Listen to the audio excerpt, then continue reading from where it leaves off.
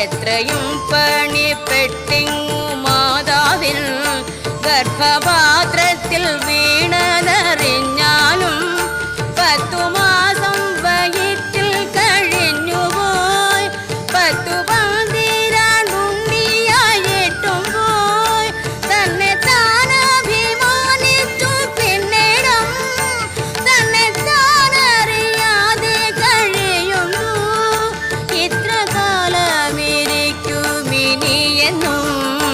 സത്യമോ നമുക്കേതുമൊന്നില്ലല്ലോ നീർപ്പോള പോലെ ഉള്ളൊരു ദേഹത്തിൽ വീർപ്പു മാത്രമുണ്ടിങ്ങ